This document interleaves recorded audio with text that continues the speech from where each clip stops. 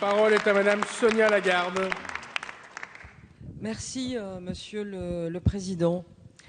S'il est une chose que nous devons rappeler en préalable, c'est que l'avortement n'est en aucun cas un acte anodin.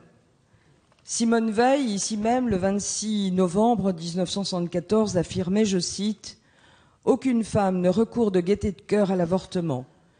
Il suffit d'écouter les femmes, c'est toujours un drame et cela restera un drame. » L'amendement accepté par la Commission qui consiste à supprimer la mention de détresse dans le texte initial sur l'IVG permettrait, selon leurs auteurs, de non seulement rendre la loi conforme aux réalités, mais aussi de souligner que l'IVG est un droit, y compris pour les femmes qui ne se sentent pas en détresse.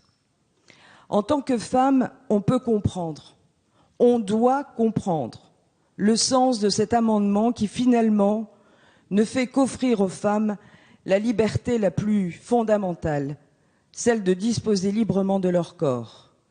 Cette mention de détresse, devenue obsolète pour certains et finalement virtuelle dans les faits, ne doit en aucun cas nous faire perdre de vue la nécessité d'une meilleure prévention, d'une meilleure éducation à la contraception, car l'avortement n'est pas et ne doit en aucun cas être considéré comme un moyen de contraception. Il est regrettable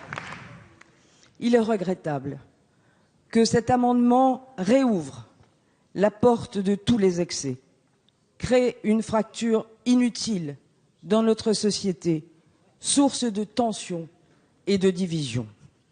Enfin, c'est en pensant à toutes les femmes, et en particulier, cela a été évoqué, à ces pauvres femmes espagnoles qui voient aujourd'hui menacer leur droit à l'avortement, que je m'opposerai, en tant que femme, aux amendements de suppression de l'article 5 incus C de ce projet de loi. Je vous remercie.